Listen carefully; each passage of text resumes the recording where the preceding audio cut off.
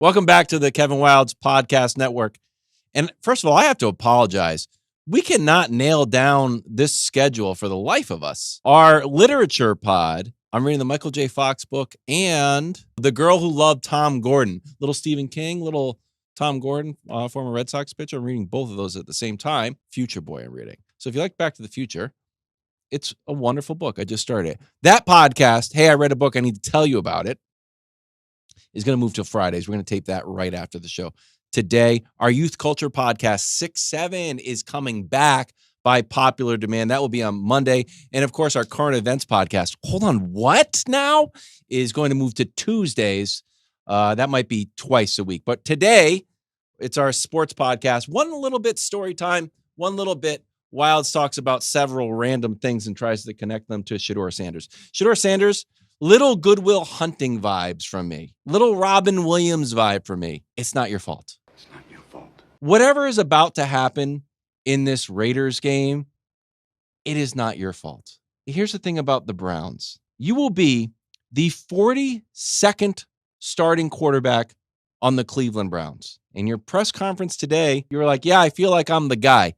Man, it's not your fault, but there has been 41 other guys who thought they were the guy since 1999. The Patriots in that time, total quarterbacks, 10. And that includes Bailey Zappi, who is currently on, let me look around, the Browns. Of the 42 quarterbacks, which you were a part of, your team, the Browns, has started Flacco, Gabriel, you. Also, Jameis had started a game for the Giants. He was on the Browns. Jacoby Brissett completed 47 passes. He used to be on the Browns. Bake Show is basically an MVP adjacent conversations. He obviously was on the Browns. And Tyrod is going to start for the Jets against the Ravens. So the Cleveland Browns don't actually know what they're doing. It's not your fault if you don't succeed. To the point where we had a scientific experiment. Just how Nick likes to say, you know what? Anybody can win with Kyle Shanahan. You got Jimmy Garoppolo, who supposedly learned under Tom Brady, put him in there, he'll win. Take Mr. Irrelevant in the draft, put him in there, he'll win. Take Mr. Irrelevant out, put Mac Jones, who's on his third team, he'll win. It just feels like Kyle Shanahan's offense can promote winning football.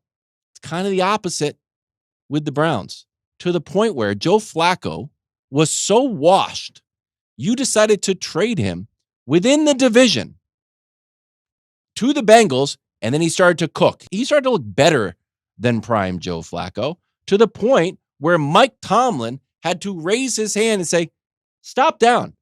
It's very rarely that Mike Tomlin starts taking shots at other teams when they weren't even playing.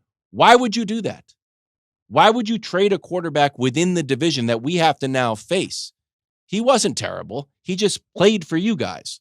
Those are my words, not Mike Tomlin's. Whatever happens, I want you to play consistent football and recognize that it's not your fault.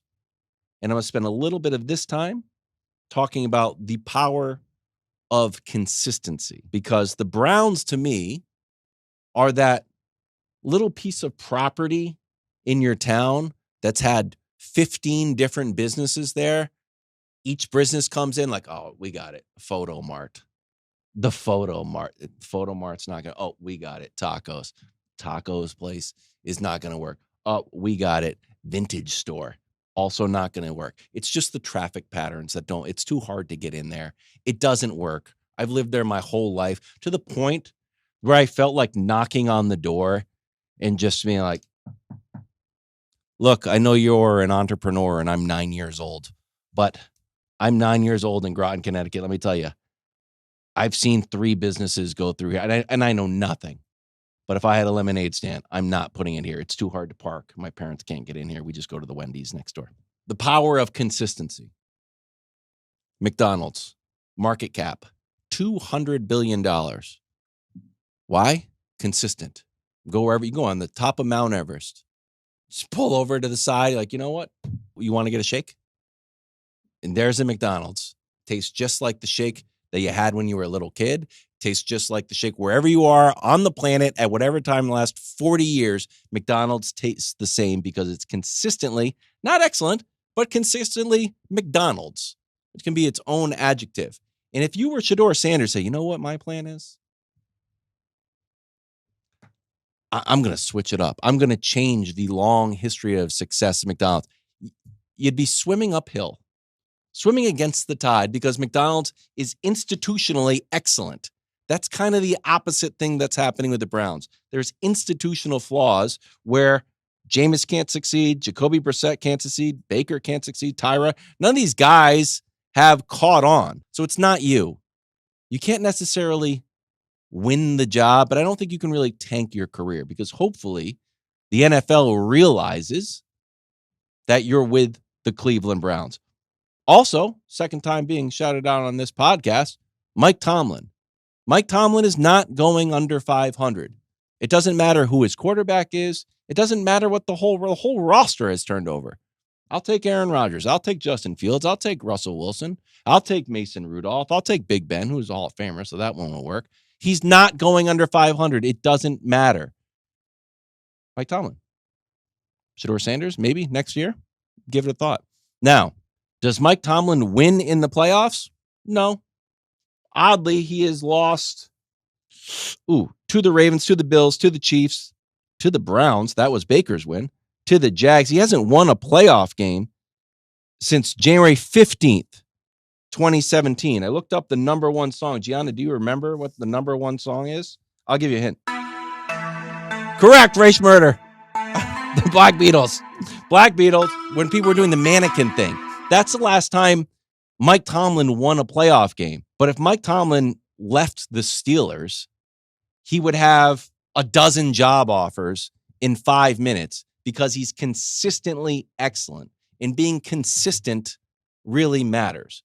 Bill Belichick, consistently mean. People kind of like it. He had a video of lost to Wake Forest and didn't shake the guy's hand. And the guy took his hat off to be respectful. And Bill Belichick just walked past. You're like, oh, Bill Belichick shouldn't do that. Probably not. But that's who he is. He's consistent, and we've kind of rocked with it. That's why if you see people that are lying a lot in any field of the world, we kind of just grow accustomed to it. I got a buddy who lies. He'd be like, I was at this party. There were fire breathers there. It's like, it's just a guy with a Zippo lighter, just bumming a smoke outside. So I just downgrade every one of his stories 30%, because he's just consistent. People dislike inconsistency. So my guy, Sam Darnold, there's a big debate whether or not he's actually my guy. Sam Darnold playing great. The problem is sometimes he plays terrible. In the last 2 seasons, Sam Darnold has had 19 games where his passer rating is in the 100s. Wow, Wiles, that's great. What's the issue? He has had 0 games in the 90s. He has had 2 games in the 80s, and he had 7 games in the 70s or worse, one of which was his last week's game where he threw 4 interceptions. Now, this is what Ernest Jones said to people that were criticizing Sam Darnold. Take a listen. Sam's been balling. Like, if we want to try to define Sam by this game or what, man, Sam's had us in every game. So for him to sit there and say, oh, that's my fault. No, it's not. It was plays that defensively we could have made plays. There were opportunities where we could have got better stops. Yeah, I mean, like, it's football, man. And he's our quarterback. We got his back, and you got anything to say, quite frankly. Quick sidebar on the F word. I'm not against cursing, just like I'm not against birthday cakes. But the specialness of it is in its rarity. If you want to say, you want to criticize Sam Darnold, boom. Like, we can't eat birthday cake on a regular Wednesday just because we're hungry. Hey, want to go out, grab some birthday cake? It loses its specialness when you actually need it. So can we just, as a country, draw it back a little bit? Or save it for something that really matters? Sam Darnold criticism is not one of them. Okay? Take it easy. I do have fireworks I was going to set off for no reason. We'll also get used to consistently weird stuff. Like just be consistent. Like octopuses just turn into this table. We're like, yeah, that's what they do. Does anyone care? You call them fireflies or lightning bugs in Florida, Gianna? I call them lightning bugs. Yeah, they're just flying around, just lighting themselves up. Do we think it's weird? Like, no, it's just what they do. They just consistently do that. That's my story on Shedeur. Just play consistent. Unfortunately, you are in a team that is consistently terrible and has proven consistently that they can't develop successful quarterbacks. In the words of Robin Williams in Good Will Hunting, it's not your fault. But I hope you play well.